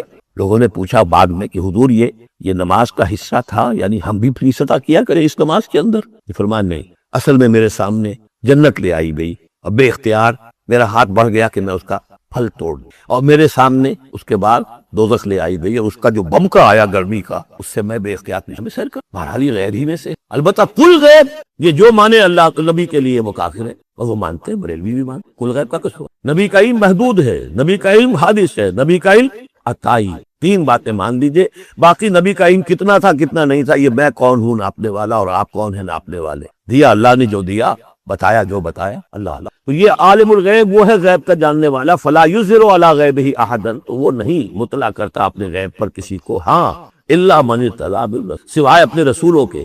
کذالک نوری ابراہیم ملکوت السماوات والارض، ابراہیم کو بھی ملکوت دکھایا، حضور کو من بین یدیہ ومن خلفہ رصدا، جس کو رسول بناتا ہے، غیب کی خبریں دیتا ہے، پھر اس کے آگے اور پیچھے وہ اپنے باڈی گارڈ رکھتا ہے، چوکیدار رہتا ہے۔ جس کو من بین یدیہ، اس کے سامنے بھی، ومن خلفہ، پیچھے سے بھی چوکیدار، حفاظت کرنے والے۔ لیعلم ان قد ابلغوا رسالات ربہم، تاکہ یہ بات بالکل واضح ہو جائے کہ انہوں نے واقعتاً اپنے رب کے پیغامات پہنچانے کا حق ادا کر، جیسا کہ حضور نے پوچھ کر جواب لیا تھا، اِنَّا نَشْهَدُ أَنَّكَ قَدْ بَلَّغْتَ الرِّسَالَةَ وَأَدَّيْتَ الْأَمَانَةَ وَكَشَفْتَ الْغُمَّةَ وَنَصَحْتَ الْأُمَّةَ، ہم گواہ ہیں۔ وَأَحَاطَ بِمَا لَدَيْهِمْ، اور اللہ تعالیٰ جو کچھ ان کے پاس ہے سامنے سب کا احاطہ کیے ہوئے، وَأَحْصَىٰ كُلَّ شَيْءٍ عَدَدًا، اور ہر شے کی اس کی جو انوینٹری ہے وہ بڑی مکمل ہے، کوئی چیز وہاں سے غائب ہونے والی نہیں ہے، ہر ایک کا عدد کے ساتھ حساب کتاب کا اس نے رکھا ہوا ہے۔ چیز ہونے کے لیے اس میں آپ کے دوست، اعزاء و قریب، رشتہ دار بھی شریک۔ میں سب سے پہلے اب آغاز کر رہا ہوں اسی خطبے کے ان الفاظ سے کہ جو یہاں پر درج ہے، آپ بھی اس کی متن پر نگاہ رکھیے۔ ان سلمان الفارسی رضی اللہ عنہ، حضرت سلمان فارسی رضی اللہ تعالی عنہ سے یہ روایت ہے۔ حضرت سلمان آپ کے معلوم ہے کہ ایران میں پیدا ہوئے، اور ان کے والد جو ہے وہ آتش کدے کے بڑے ذمہ دار آدمی تھے، لیکن ان کو نفرت پیدا ہوئی کہ یہ آگ ہم خود جلاتے ہیں، ایندھن اس میں نہ ڈالے تو بجھ جاتی ہے، ہم کیسے اس کے سامنے ہاتھ جوڑ کر کھڑے ہو جائیں اور اس سے دعائیں مانگیں۔ بہرحال اس بنا پر جو بھی چپرش ہوئی، تو جیسے حضرت ابراہیم علیہ السلام کو ان کے والد نے گھر سے نکال دیا تھا، انہیں بھی گھر سے نکلنا پڑا۔ جیسے حضرت ابراہیم نے پھر ہجرت کی تھی اور وہ عراق سے جو ہے شام کی طرف منتقل ہوئے تھے، تو یہ ایران سے شام کی طرف منتقل، وہاں جا کر انہوں نے عیسائیت کا مذہب اختیار کیا، راہبوں کے پاس رہے۔ آخری راہب جس کے پاس تھے، زیر تربیت و تعلیم تھے، تو جب اس کے انتقال کا وقت آیا تو انہوں نے کہا کہ مجھے تو ابھی تشفی نہیں ہوئی پورے طور سے، آپ نے بہت کچھ سکھایا ہے، بہت کچھ سمجھایا ہے، اور میں نے آپ سے بہت کچھ فیض حاصل کیا ہے، لیکن ابھی تو مجھے تشفی نہیں ہوئی، اب آپ کا انتقال ہو رہا ہے، میں آپ کے بعد کس کے پاس جاؤں؟ تب اس نے کہا کہ میرا علم مجھے بتاتا ہے کہ نبی آخر الزمان کا ظہور اب قریب، اور وہ جنوب میں کھجوروں کی سرزمین میں ہوگا، تو تم جاؤ، ٹرائی یور لک، جاؤ دیکھو شاید قسمت تمہیں ان کے قدموں میں پہنچا دے۔ تو وہ وہاں سے روانہ ہوئے ایک قافلے کے ساتھ، قافلے پر ڈاکوؤں نے حملہ کیا، انہیں پکڑ کر غلام بنا لیا، غلام بنا کر بیچ دیا، لیکن یہ دیکھیے نسبت ان کی کہ مدینے کے یہودی نے خرید لیا۔ اب مدینے پہنچ گئے، اب وہاں خبریں انہیں مل رہی ہیں کہ مکے میں اسی صاحب نے دعویٰ کیا ہے نبوت کا، لیکن ان کے پاؤں میں تو غلامی کی بیڑیاں، یہ مکے تو نہیں جا سکتے۔ تو میں کہا کرتا ہوں کہ یہ اس شخص کی قسمت ہے کہ جیسے ہم کہتے ہیں کہ پیاسا کنویں کے پاس جایا کرتا ہے، کنواں تو پیاسے کے پاس نہیں آتا، لیکن یہاں کیا ہوا، کنواں چل کر پیاسے کے پاس پہنچا ہے۔ محمد الرسول اللہ صلی اللہ علیہ وسلم ہجرت فرما کر مدینے تشریف لے آیا، تب انہوں نے اپنے آقا سے ایک روز کچھ تھوڑی سی کھجوریں مانگی لی اور اجازت طلب کی اور جا کر حضور کی خدمت میں پیش کی، کیونکہ اس نے یہ بتایا تھا راہب نے کہ وہ ہدیہ تو قبول کر لیں گے، صدقات قبول نہیں کریں گے، صدقہ قبول نہیں۔ تو اسی امتحان کے لیے جا کر حضور کی خدمت میں وہ کھجوریں پیش کی۔ حضور نے پوچھا کیا ہے، عرض کیا صدقہ، فرمایا نہیں میں صدقہ قبول نہیں کرتا، یہ غربا کا حق ہے، دے دو تقسیم کر۔ پھر کچھ عرصے کے بعد پھر کچھ کھجوریں لی ہوں گی اپنے اس آقا سے، پھر پہنچے، پھر جب حضور نے پوچھا کیا ہے، عرض کیا کہ یہ ہدیہ، اب فرمایا ہاں ٹھیک ہے ہدیہ میں قبول کرتا ہوں، تو فوراً قدموں میں گر گئے، ایمان لے آئے۔ اور ان کا معاملہ جو ہے یہ بھی جان لیجئے کہ یہ فقراء صحابہ میں جو کوئی کام نہیں کرتے تھے، ہمہ وقت حضور کے ساتھ رہنا، اور اس اعتبار سے حضور نے ان کے بارے میں یہ بھی کہا ہے کہ سلمان و منا من اہل البیت، سلمان جو ہے وہ ہمارے اہل بیت میں شامل ہیں رضی اللہ تعالی عنہ۔ ان کی روایت اس تمہید کے بعد اب میں شروع کروں گا استقبال رمضان کے ضمن میں روزے کی حکمتیں کیا ہیں، اس کے احکام کیا۔ نمبر ایک، شریعت محمدی میں روزے کی تدریجی فرضیت، یہ جو تمہیدی مضمون ہے اس ضمن میں وہ بہت اہم ہے۔ پہلی بات یہ جان دیجئے کہ اہل عرب جو قریش بھی، اہل مکہ اور قریش کے تابع بقیہ تمام بنی اسماعیل بھی، اور ان کے تابع جو بھی عرب میں دوسرے قبیلوں کے لوگ تھے کہ جو عربی تھے اور مشرک تھے، وہ سب کے اندر مراد ہے۔ تو فرمایا گیا کہ ان لوگوں میں روزے کی عبادت معروف نہیں تھی، یا تو یہ ہے کہ حضرت ابراہیم علیہ السلام کے زمانے میں روزے کی عبادت تھی ہی نہیں، کیونکہ یہ لوگ اپنے قول کے مطابق ملت ابراہیم پر تھے، لیکن یہ ہے کہ بہرحال روزے کی عبادت سے ناآشنا تھا۔ کیا وجہ ہے یہ ہم نہیں جانتے۔ آپ کو معلوم ہے نماز سے وہ واقف تھے، اگرچہ اس کا حلیہ انہوں نے بگاڑ دیا تھا، تالیاں بجاتے تھے، سیٹیاں بجاتے تھے یہ، لیکن نماز کہتے تھے اسے نماز۔ طواف سے وہ واقف تھے، اگرچہ اس کے ضمن میں اتنی گھناؤنی حرکت بھی کی تھی کہ مرد اور عورتیں وہ بالکل برہنہ ہو کر طواف کرتے تھے، تو اسے بہت فضیلت والی بات بہت خدا رسیدگی کی بات سمجھتے تھے کہ کامل برہنہ ہو کر طواف کیا جائے، لیکن بہرحال طواف تھا۔ اسی طرح قیام عرفہ، قیام منا یہ بھی موجود تھے۔ تو حج کے بھی بہت سے ارکان جو ہیں ان کے ہاں معروف تھے، اور ویسے خیرات و صدقات، چاہے زکوٰۃ ایک خاص نظام کے تحت نہیں تھی، لیکن زکوٰۃ و صدقات، بھوکوں کو کھانا کھلانا، یہ ان کے ہاں اعلیٰ اقدار میں یہ چیزیں شامل تھی، اخلاقیات کے اونچے مقامات۔ اس صوم کا ان کے ہاں قطعاً کوئی ذکر نہیں، روزے کی عبادت جو ہے ان کے ہاں بالکل نہیں۔ البتہ صوم کا لفظ موجود، یہ لفظ وہ استعمال کرتے تھے اپنے گھوڑوں کے لیے، روزہ رکھواتے تھے گھوڑوں۔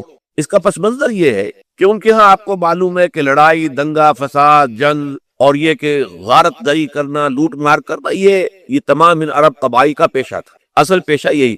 اس میں ان کے پاس دو جانور تھے، ایک تو اونٹ جو ہے وہ ان کی جو باب و ہوا ہے، ان کے جو حالات ہیں اس کے ساتھ پوری مطابقت ہے، یعنی اسے کئی دن کھانے کو نہ ملے اسے پرواہ نہیں، ہفتہ بھر پانی نہ ملے اسے کوئی پرواہ نہیں۔ اس اعتبار سے دھوپ کی کتنی ہی جو ہے تپش، وہ اونٹ کو کچھ نہیں کہے گے، لیکن یہ کہ وہ سست رفتار جانور، لڑائی کے لیے، جنگ کے لیے، خاص طور پر غارت تری جہاں کرنی ہو، جہاں جا کر گویا کہ ڈاکہ مارنا، پھر دوڑنا ہے، بھاگنا ہے، واپس جانا ہے، تو انہیں گھوڑے کی ضرورت ہوتی جو سریع الرفتار ہے، لیکن گھوڑے بھی یہ اوصاف نہیں تھے۔ وہ بھوک کو برداشت نہیں کر سکتا، مزمحل ہو جائے گا، وہ پیاس کو برداشت نہیں کر سکتا، مزمحل ہو جائے گا، وہ دھوپ کو برداشت نہیں کر سکتا، مزمحل ہو جائے گا، اور اگر یہ گھوڑا مزمحل ہو جائے تو سوار کا کیا حشر ہوگا، وہ آپ اس سے اندازہ کر لیجئے کہ اصل میں تو پھر ہلاکت سوار کی ہوگی۔ اس لیے وہ اسے تیار کرتے تھے جنگ کی صعوبتوں کو برداشت کرنے کے، اس کا دانہ پانی بند کر دیا، اور اس کا منہ جو ہے وہ عرب بدو جو ہوتا تھا خود تو اپنا چہرہ اور سر لپیٹ لیتا تھا کپڑے کے اندر، جب وہ چلتی تھی ان کے ہاں باد سموم،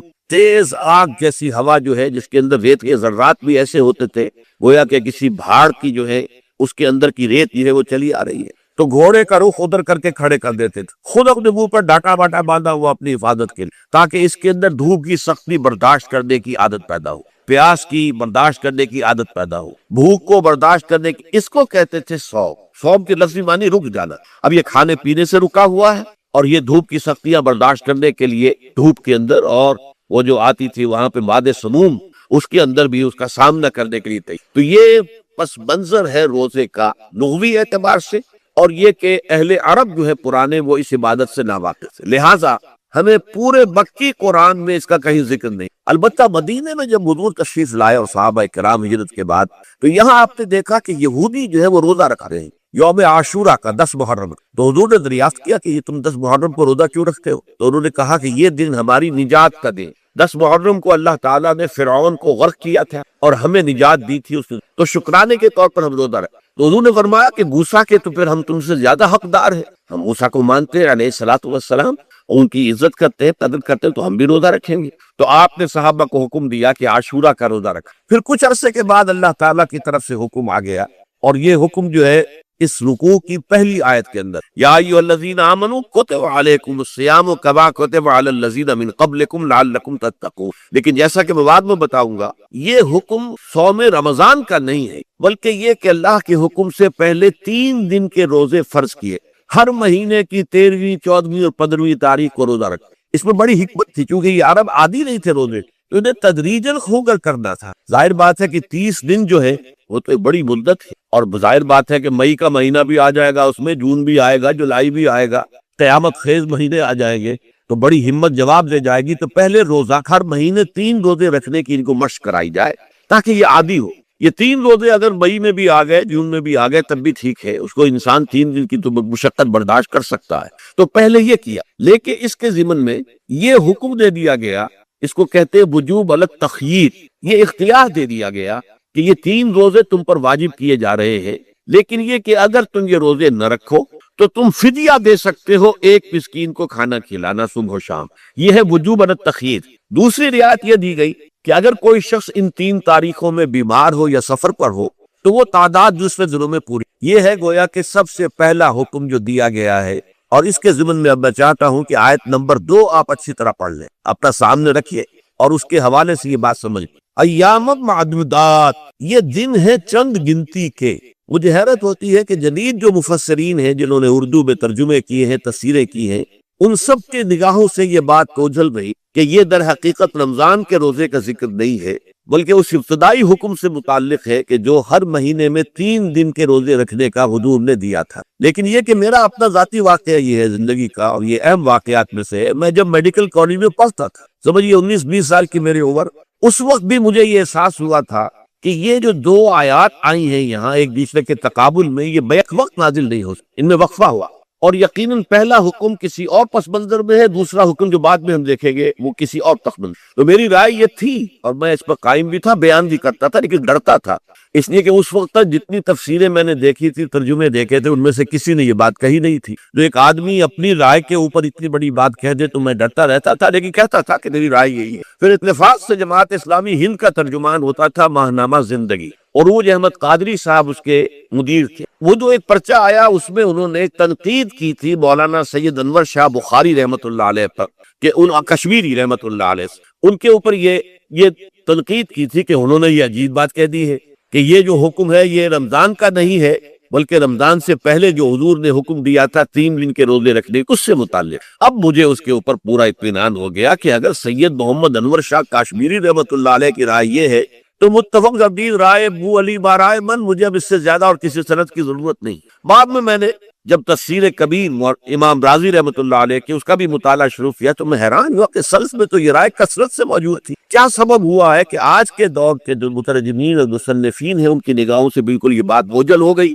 اس معاملے کو میں حل آج چاہیے، لیکن اب میں پورے تیقن سے آپ سے کہہ رہا ہوں کہ یہ جو پہلی 2 آیتیں ہیں ان کا تعلق صوم رمضان سے نہیں، بلکہ ان کا تعلق ہے وہ 3 دن کی۔ اس کی سب سے بڑی دلیل اس کے اندر موجود ہے، ایام معدودات، گنتی کے چند دن۔ اب 30 یا 29 دن جو ہے وہ گنتی کے چند دن نہیں ہوئی، وہ اچھی بڑی تعداد ہے۔ پھر یہ ہے کہ یہ معدودات جو ہے اس کو کہا جاتا ہے جمع قلت، یہ زیادہ سے زیادہ 9 پر اس کا اطلاق ہوتا ہے، اس وزن پر جو جمع آتی، اور اس میں جو ہے خود قرآن مجید میں حج کے سلسلے میں منا کے قیام کے ضمن میں الفاظ آئے ہیں، ایام معدودات، فمن تعجل فی یومین فلا اسم علیہ ومن تاخر فلا اسم علیہ۔ منا میں قیام ہے گنتی کے چند دن، تو جو 2 دن ہی میں جلدی کر کے وہاں سے واپس ہو جائے اس کا بھی کوئی اس گناہ نہیں ہے، اور جو مؤخر کر کے 3 دن پورے کرے اس پر بھی کوئی گناہ نہیں۔ تو وہاں پر بھی نظیر موجود ہے کہ 2 یا 3 دن پر اس کا اطلاق ہو۔ تو یہاں پر ایام معدودات سے لازماً یہ مراد ہے کہ یہ 3 دن جو ہے ہر مہینے میں 13ویں، 14ویں، 15ویں،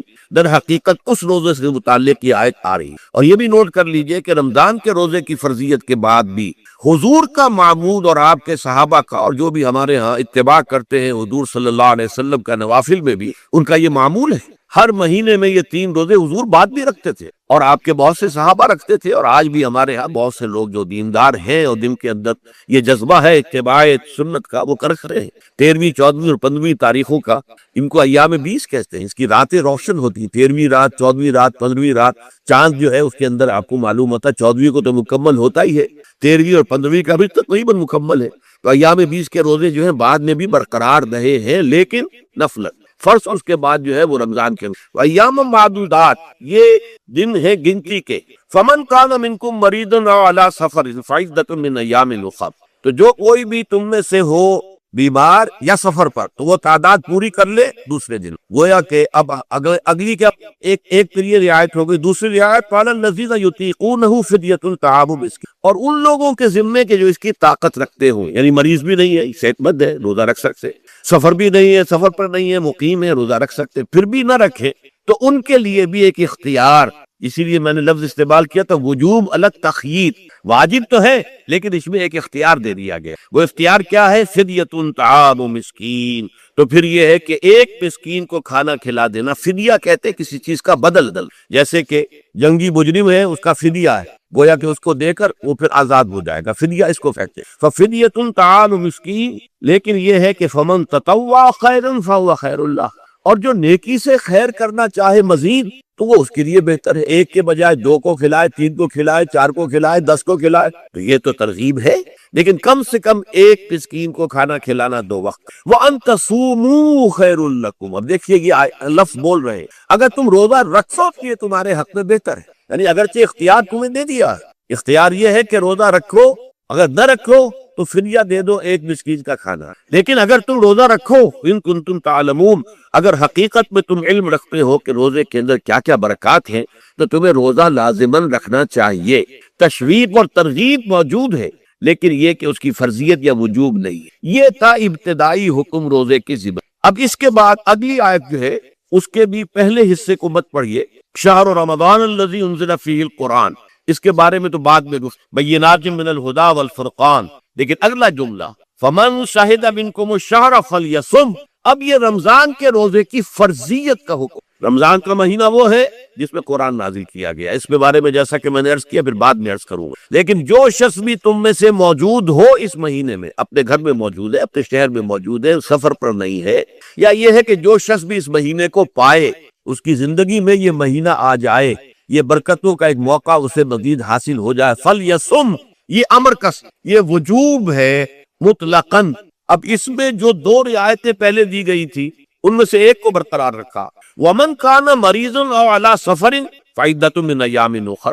یہی وہ الفاظ ہیں جن کی بنا پر میرا گمان اس وقت بھی یہ تھا کہ یہ 2 بیک وقت نازل نہیں ہو سکتی آیات. یہ جو تکرار ہے بے معنی تکرار ہو جائے گی پھر اگر ایک ہی وقت میں نازل ہو رہی ہے. اور قرآن مجید کی فصاحت اور بلاغت سے یہ چیز بعید ہے کہ وہاں پر اس طرح کی تکرار بلا سبب ہو رہی ہے. قرآن میں اور بہت سی آیات ہیں جن میں کہ آپ کو معلوم ہے کہ پورا رکوع ہے سورہ مزمل کا، جس میں قیام اللیل کا حکم ہے.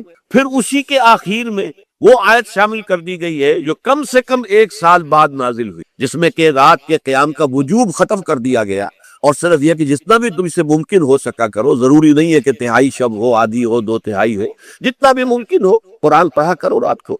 گویا کہ وہ فرضیت جو تھی قیام اللیل کی وہ ختم ہو گئی. اس حوالے سے وہ جو ناسخ ہے، منسوخ کرنے والی آیت بھی اس کے ساتھ ہی رکھتی تاکہ وہ جو اصل حکم تھا وہ بھی برقرار سامنے رہے، اور جس نے آ کر اسے منسوخ کیا وہ بھی برقرار رہے اور سامنے رہے. اسی طرح یہاں پر بھی یہ حکم آیا. کتنے عرصے کے بعد آیا یہ مجھے معلوم ہے، لیکن یہ کچھ عرصے کے بعد آیا ہے کہ رمضان کا مہینہ وہ ہے کہ جس میں قرآن نازل. اب جو شخص بھی اس مہینے کو پائے اس پر لازم ہے کہ اس کے روزے رکھے. ہاں من کان مریضا او علی سفر، جو شخص ہو مریض، بیمار ہو یا سفر پر ہو، فعدۃ من ایام اخر، تو وہ تعداد پوری کر لے دوسرے دنوں میں. یرید اللہ بکم اليسر ولا یرید بکم العسر، اللہ تمہارے ساتھ آسانی چاہتا ہے، سختی نہیں. یہ اصل میں کیوں کہا ہے اس کی وجہ سمجھ لیجئے. آج بھی آپ کو اپنے ہاں ایسے لوگ مل جائیں گے جن کا تقویٰ کا تصور اتنا غلط ہو گیا ہے کہ 104 درجے کا بخار ہے، روزہ چھوڑنے کو تیار نہ. بھلے آدمی ہو، اللہ نے تمہیں ایک رخصت دی ہوئی ہے تو خام خواہ اپنے اوپر یہ شدت کیوں لے رہے؟ لیکن لیتے روزہ چھوڑنے کو تیار، روزہ قضا نہیں.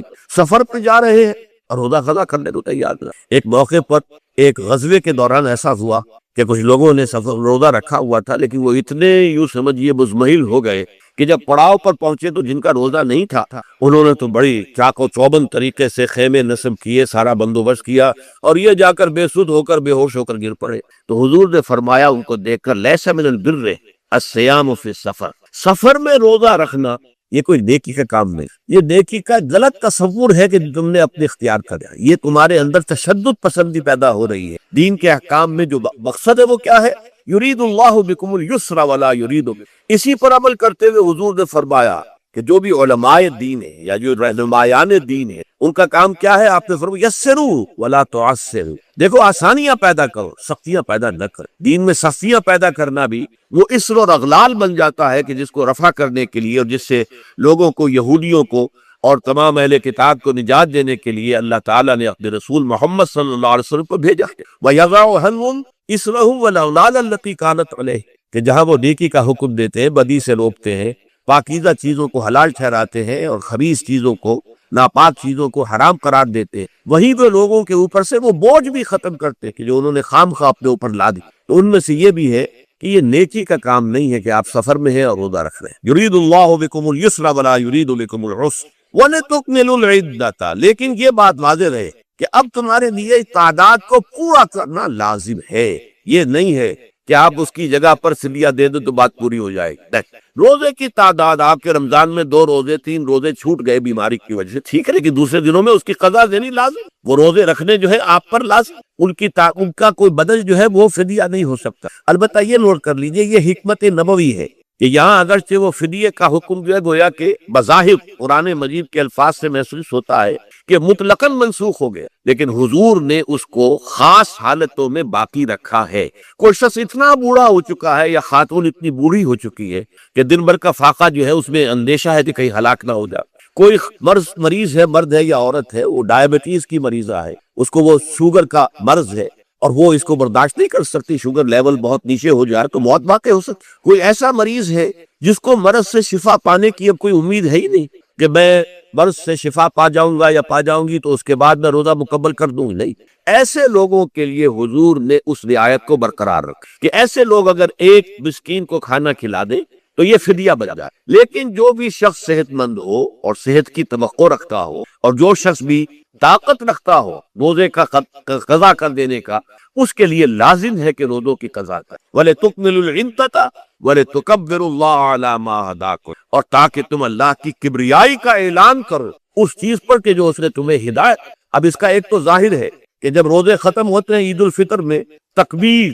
اضافی تکبیرات کے ساتھ 2 رکعتیں ہیں جو ہم ادا کرتے ہیں۔ احناف کے نزدیک 6 اضافی تکبیرات ہیں اور اہل حدیث کے نزدیک 12، لیکن تکبیرات ہیں اضافی۔ اور یہ کہ جاتے ہوئے اور آتے ہوئے عید کے لیے آپ جا رہے ہیں تو تکبیرات پڑھتے ہوئے جائیں، واپس آ رہے ہیں تکبیر پڑھتے ہوئے، اور یہ بھی کہ جاتے ہوئے راستہ کوئی اور، آتے ہوئے راستہ کوئی اور اختیار کیجئے تاکہ پورا شہر، پوری بستی جو ہے تکبیر کی آواز سے گزرے۔ یہ ظاہر ہے، باطن اس کا کیا ہوگا؟ اللہ کی کبریائی کا اعلان کرو، اللہ کی کبریائی کو نافذ کرنے کی۔ جب اللہ نے تمہیں ہدایت دے دی ہے، تمہیں اپنے دین حق سے نواز کیا ہے، تمہارا فرض ہے کہ اس کو قائم کرو، اس کے لیے جد و جہد کرو، اس کے لیے تن من دھن لگاؤ، اس کے لیے جان اور مال سے جہاد کرو۔ وَلِتُكَبِّرُوا اللَّهَ عَلَى مَا هَدَاكُمْ وَلَعَلَّكُمْ تَشْكُرُونَ، اور تاکہ تم واقعتاً شکر کرو۔ اس پر بھی گفتگو بعد میں ہوگی، یہ حکمت صوم کے حوالے سے ہے یہ لفظ۔ اس کے بعد جو ہے ایک آیت چھوڑ کر پھر اگلی 5ویں آیت پڑھیے، یہ ہے تکمیلی احکام۔ ابتدائی احکام آ گئے، نمبر 2 میں صوم رمضان کا حکم آ گیا۔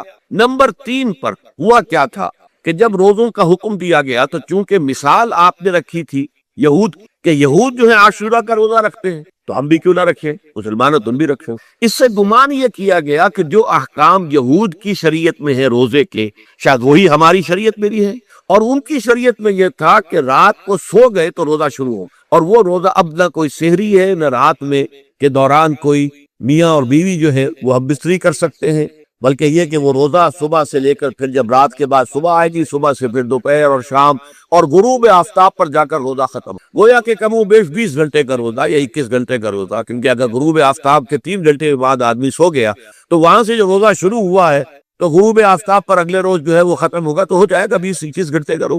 یہ روزے کا حکم لوگوں نے سمجھا, اس کی صراحت کوئی نہیں, لیکن لوگ جو ہے کیونکہ صراحت منفی بھی نہیں تھی مثبت بھی نہیں تھی, لہذا وہ رات کے وقت میں جب دن ہوتے تھے روزوں کے, ان کی راتوں میں وہ اپنی جو بھی ایک طبعی ضرورت ہے, جو ہم بستری ہے میاں اور بیوی کی, شوہر اور بیوی کی, وہ کر گزرتے تھے. جذبات کے اندر جو بھی اس وقت ان کی احتیاج ہوئی, دل میں کھٹک رہتی تھی کہ پتہ نہیں ہم نے یہ صحیح کام کیا نہیں کیا, غلط کیا.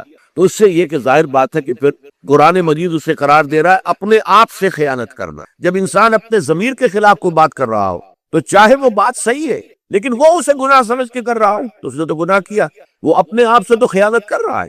ایک شخص ہے وہ بکری کا گوشت کھا رہا ہے لیکن سمجھتا یہ کہ یہ سور کا گوشت ہے, اس نے تو سور ہی کا کھایا تھا, اس نے بکری کا تو نہیں کھایا, لیکن اس نے سمجھا یہ کہ یہ سور کا گوشت کھا رہا ہے. تو اس حوالے سے ایک دغدغہ سا دل میں رہتا تھا, پریشانی. تو اب جو یہ 5ویں آیت ہے, طویل ترین آیت ہے اس سلسلے کی, اس میں روزے کے تکمیلی احکام آ گئے جو ابدی ہے, آج تک قائم ہے اور قیامت تک قائم رہیں. فرمایا احل لکم لیلۃ الصیام الرفث الی نسائکم, اے مسلمانوں روزے کی راتوں میں تمہارے لیے حلال کر دیا گیا ہے اپنی بیویوں سے اپنی خواہش کا پورا کرنا.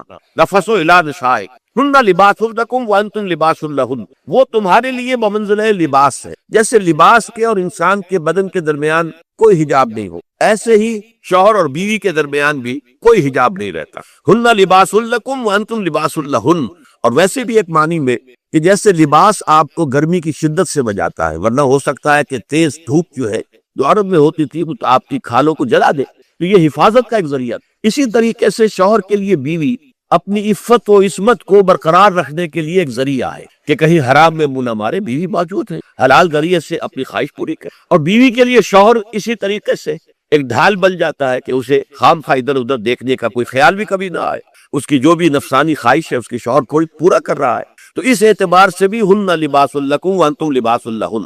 علم اللہ انکم کنتم تختانون انفسکم, اللہ کے علم میں ہے کہ تم اپنے آپ سے خیانت کر رہے تھے. اس کی وضاحت کو پہلے کر چکے کہ دل میں یہ دغدغہ تھا کہ یہ حرام کام کر رہے, یہ گویا کہ اپنے آپ سے خیال ہے, اللہ سے بغاوت نہیں تھی. کیوں کہ اللہ تعالیٰ کی طرف سے تو حکم تمہیں معلوم تھا ہی نہیں ابھی, آیا اس کی اجازت ہے یا نہیں ہے, کہ اپنے آپ سے تو خیانت کر رہے ہو. تم یہ سمجھ رہے تھے کہ یہ نہیں ہونا چاہیے, یہ گویا